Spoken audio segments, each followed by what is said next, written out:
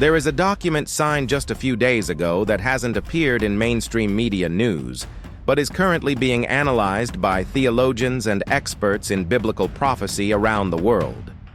What they are discovering is not only impressive, but mathematically impossible to be a coincidence, because we are talking about an agreement between the United States and a coalition of 70 nations that establishes a permanent military presence on Israel's border for a specific duration of exactly 1,260 days. If you have even a basic understanding of Revelation chapter 11, you just felt a chill down your spine, because that is the exact number of days mentioned in the prophecy of the two witnesses. And we are not talking about symbolic interpretation or rounded numbers, but official documents with specific clauses that establish a period of 3.5 years for the implementation of a stabilization force that will literally control the outer courtyard of the Temple Mount, while Israel maintains control only over the inner area. This is not a conspiracy theory or forced interpretation, but the literal text of the agreement, which was signed in a closed meeting in Washington, where representatives of 70 nations confirmed their participation in an operation that will completely change the balance of power. Power in the Middle East. And the question that no one is asking, but that should be echoing in every synagogue and every church around the world, is this: how is it possible that a modern political agreement is replicating with surgical precision the specific details of a prophecy written 2,000 years ago? Let's start with the numbers, because the prophetic mathematics here is absolutely devastating and impossible to ignore. The book of Revelation, chapter 11, verse 3, says that the two witnesses will prophesy for 1,260 days, clothed in sackcloth, and the signed agreement establishes an international presence lasting exactly 3.5 years, which, when converted to the Jewish calendar of 360 days per year, results in exactly 1,260 days. This is not an approximation or a creative interpretation, but a perfect mathematical correspondence that appears in a diplomatic document that theoretically has nothing to do with biblical prophecy. The statistical probability of this being a coincidence is so close to zero that any rational person needs to consider that we are facing something that transcends common politics and enters the territory of direct prophetic fulfillment. What is most disturbing is that the negotiators of this agreement themselves, many of whom have no interest in biblical prophecy, chose this specific period for reasons they describe as purely logistical and strategic, but which align perfectly with the timeline described in texts written when the Roman Empire still dominated the known world. But the correspondence doesn't stop at the numbers, because when you read Revelation 11 verse 2, you find something even more specific: the instruction not to measure the courtyard outside the sanctuary, because it was given to the Gentiles, and they will trample the holy city for 42 months. Now observe what the agreement establishes. A multinational force composed of Gentile countries, that is, non-Israeli countries, will have operational control over the outer areas of the Temple Mount, including access points and security zones, while Israel retains only authority over the inner core of the holy site. This means that for the first time since 1967, when Israel reconquered Jerusalem in the Six-Day War, control of the outer courtyard of Judaism's holiest site will be officially handed over to a coalition of Gentile nations, exactly as the prophecy describes. And we are not talking about a military invasion or a conquest by brute force, but a voluntary transfer mediated by a diplomatic agreement that the United States itself is financially guaranteeing, with $500 million earmarked for the construction of permanent military infrastructure in the region.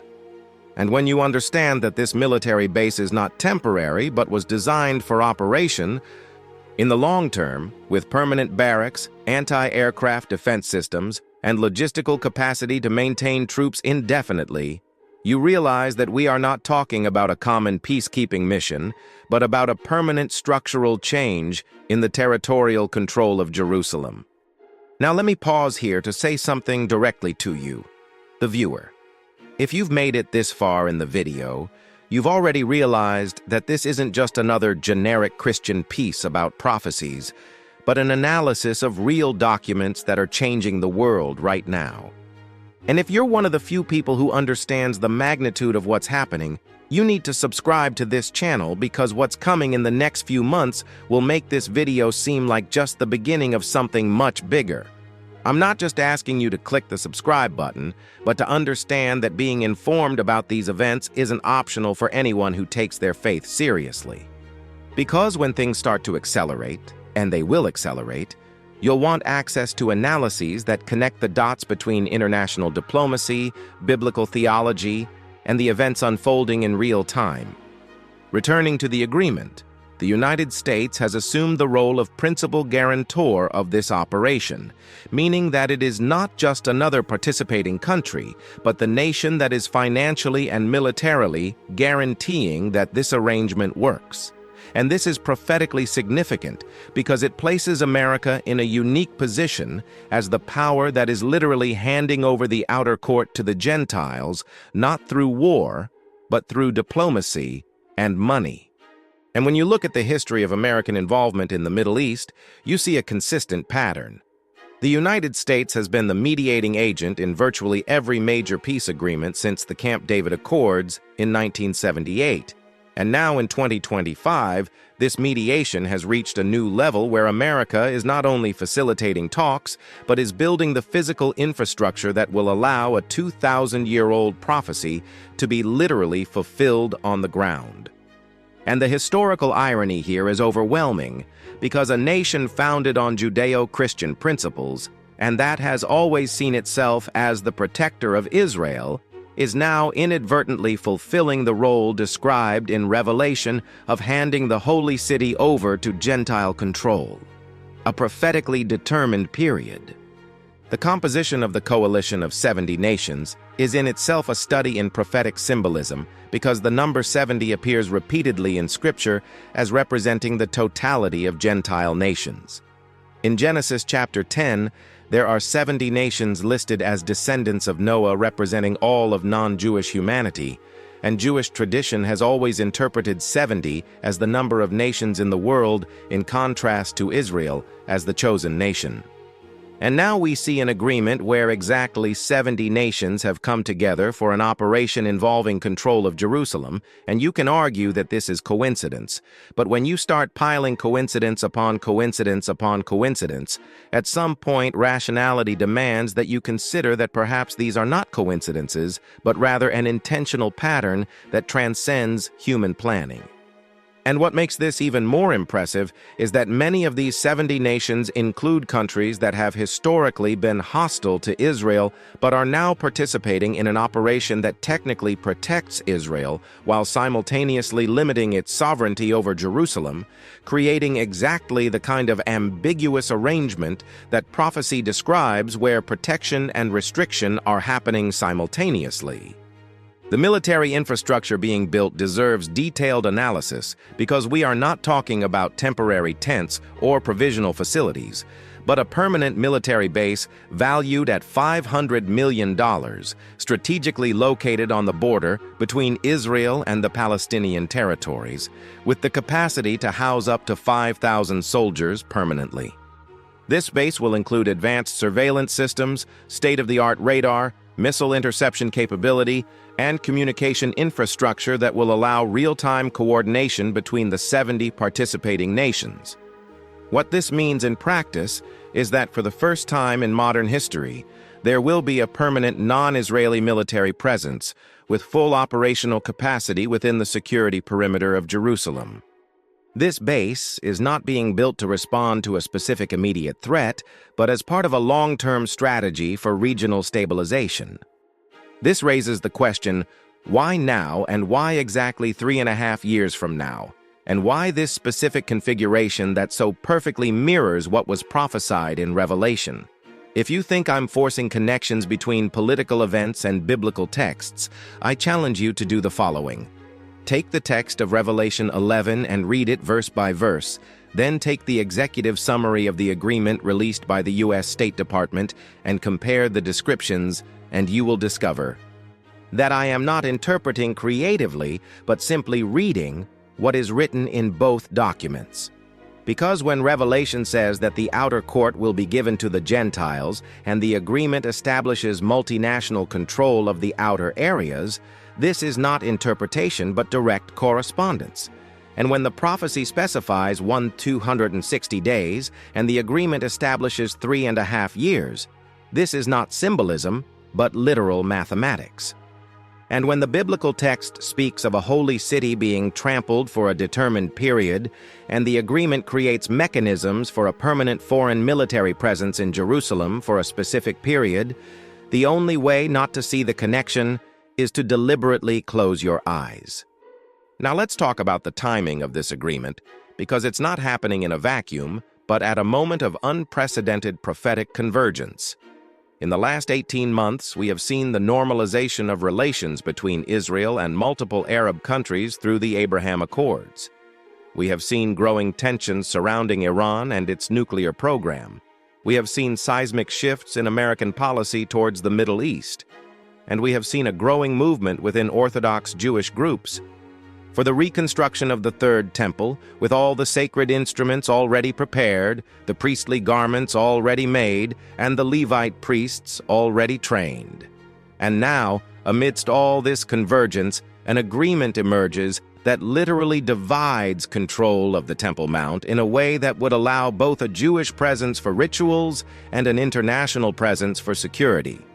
This creates, for the first time in 2,000 years, the technical possibility of Jewish sacrifices being resumed on the Temple Mount without necessarily destroying the Islamic holy sites that currently occupy the space, because the agreement establishes separate control zones that could theoretically allow both religious uses. And this intentional ambiguity in the agreement does not. It's a bug, but a feature designed to satisfy multiple stakeholders, yet prophetically it creates exactly the scenario described in apocalyptic texts. The theological implications of what is happening go far beyond what most people realize, because the fulfillment of the prophecies of the two witnesses is not just about two individuals appearing in Jerusalem, but about a whole sequence of events that includes the measuring of the temple, Gentile control of the holy city, and a specific period of prophetic witness.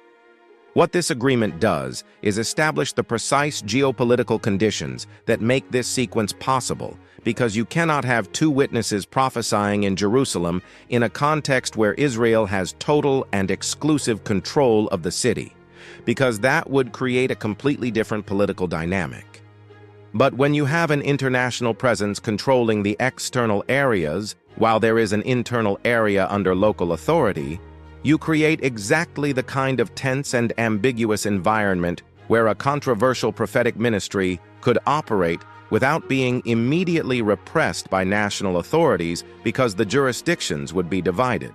And this division of jurisdiction is not accidental, but is being carefully constructed through this agreement. And here's something that will make you rethink everything you know about international politics. The main architects of this agreement, when interviewed about the 3.5-year period, consistently describe this duration as based on previous stabilization models, particularly the peacekeeping mission in Sinai, which also had specific time phases. But when you examine the details, you discover that there is no historical precedent that justifies exactly 3.5 years as the ideal duration for this type of operation. Typical peacekeeping missions are established with renewable 1-year mandates or 5-year periods based on normal political cycles, but 3.5 years doesn't fit any conventional political or military pattern. And it is precisely this specific duration, without clear secular justification, that points to something beyond ordinary human planning and suggests that forces the negotiators don't even perceive are guiding these decisions toward a prophetic fulfillment that was announced millennia ago. Right now, I need to speak directly to you again, because if you understand the magnitude of what is being revealed here, you are among a very small minority of people who are connecting these dots. The question isn't whether these things will happen, because they are already happening now. The question is what you will do with this information, and whether you will be spiritually, intellectually, and practically prepared for what comes next. This is not alarmism or emotional manipulation, but a sober call to vigilance, because when prophetic events begin to accelerate, they don't accelerate gradually but exponentially. What seems like slow changes can suddenly become a cascade of fulfillments that leaves people disoriented and unprepared. Therefore, I'm not just asking you to subscribe to the channel, but to make a conscious decision to be someone who is observing the signs of the times with open eyes. The financial dimension of this agreement reveals another layer of meaning, because $500 million for military infrastructure may seem like a lot of money, but in the context of modern military budgets, it is actually a surprisingly modest amount, especially considering that it is funding a 70-nation operation for 3.5 years. This raises a fascinating question. Why would the United States be willing to be the main funder of an operation that essentially limits the sovereignty of its biggest ally in the Middle East? The answer that emerges when you study the documents is that this agreement is being sold as the final solution to the Palestinian question and as the mechanism that will bring lasting peace to the region. But anyone who knows the history of the Israeli-Palestinian conflict knows that every previous peace agreement that promised to be definitive eventually failed. So why would this one be different? The prophetic answer is that it will not be different in terms of bringing genuine peace, but it will be different in terms of fulfilling a specific prophetic timeline that has nothing to do with the stated objectives of the human negotiators.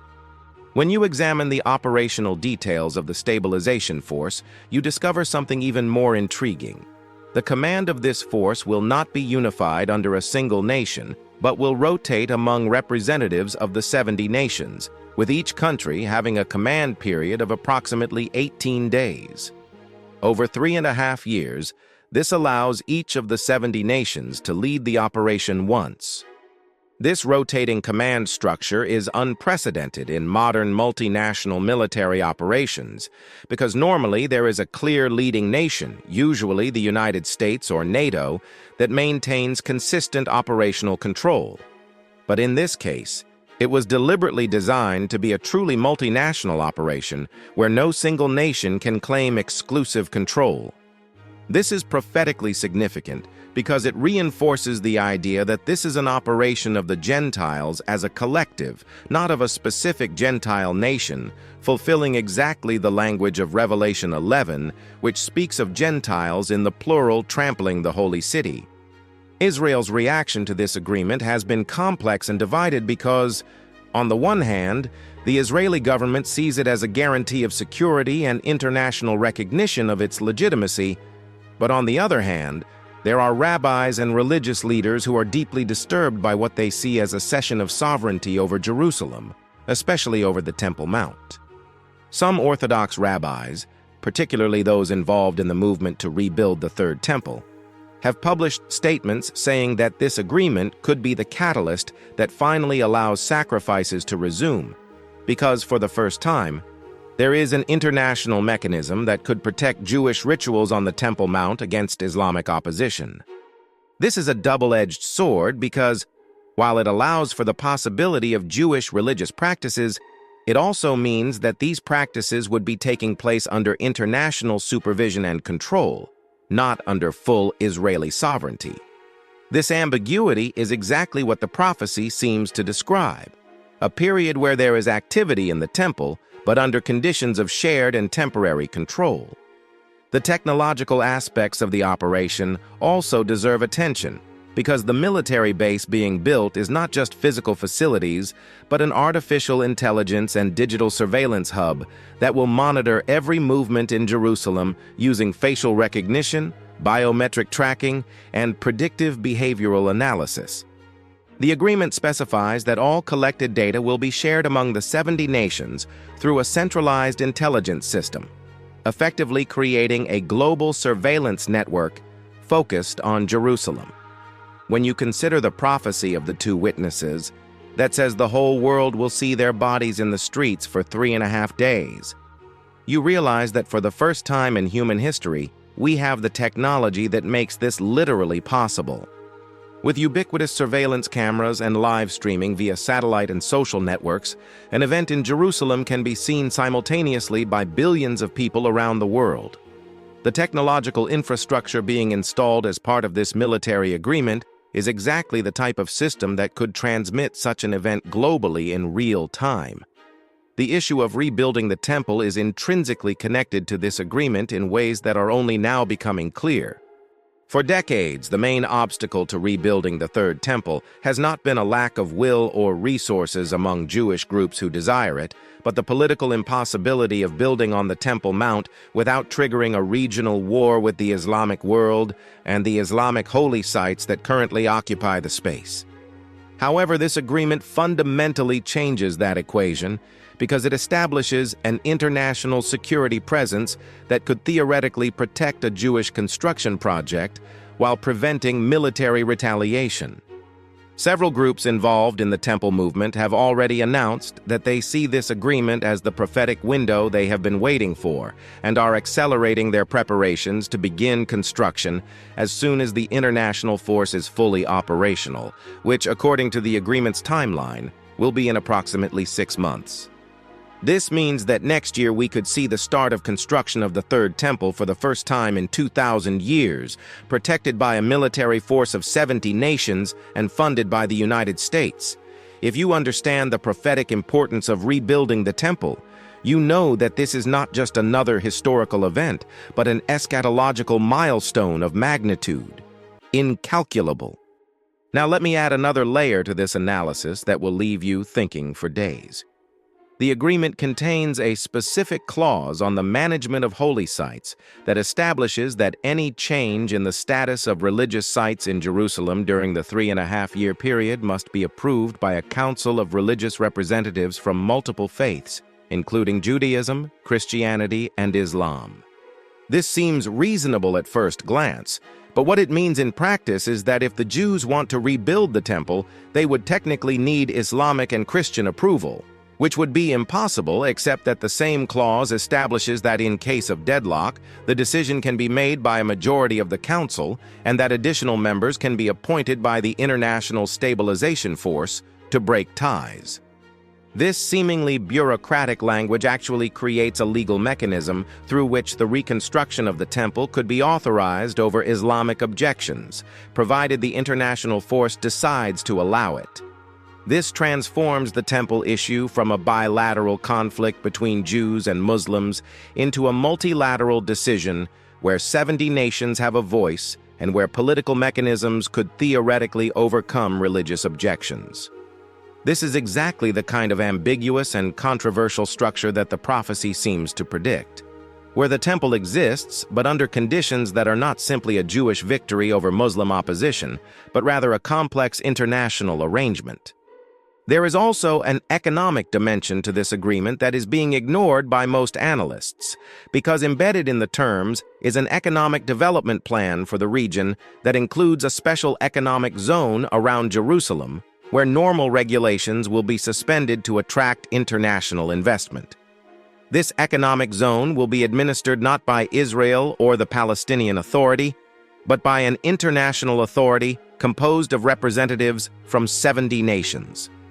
The stated objective is to bring prosperity to the region, but the practical effect is to create a structure where Jerusalem economically begins to operate as an international city, not as the exclusive capital of Israel. This has prophetic implications because several eschatological passages describe Jerusalem as being a center of international trade during the tribulation period. And this agreement is literally creating the economic infrastructure that would make this possible, transforming Jerusalem from a besieged city into a global economic hub connected to 70 nations through preferential trade agreements and coordinated investments. If you've made it this far in the video, you're demonstrating a level of attention and interest that places you in a very specific category of person. Someone who doesn't accept superficial narratives, but is willing to dig deep into the details to understand what's really happening. People like that are rare and valuable, and that's exactly why this channel exists. to be a resource for those who take both the study of prophecy and the analysis of current geopolitical events seriously. And if you're not subscribed yet, now is the time, because the coming months will bring revelations and developments that will make this video seem like just the beginning of something much bigger. Having access to updated analyses as events unfold is not a luxury but a necessity for anyone who wants to understand the times we live in. What makes this agreement different from all previous peace agreements in the Middle East is not only its scope or the number of nations involved, but the fact that for the first time, it is dividing control of Jerusalem in a way that is simultaneously physically military and temporally defined, with specific dates and durations. This specificity is what draws the attention of prophecy scholars, because previous agreements were vague about timelines or established goals without firm dates. But this agreement is different, with clear timelines and specific operational phases that begin to create a literal timeline that can be mapped against biblical prophecies. This raises a profound philosophical question. Is it possible for human beings who do not necessarily believe in biblical prophecy to inadvertently fulfill prophecies through their political and diplomatic decisions? The answer this agreement suggests is not only that it is possible, but that it is happening now, where diplomats and world leaders, guided by what they believe to be purely practical considerations, are building structures that perfectly mirror what was prophesied millennia ago. This points to one of the deepest doctrines of Christian theology, the sovereignty of God operating through. Human choices are free in such a way that even those who do not recognize Him end up fulfilling His stated purposes.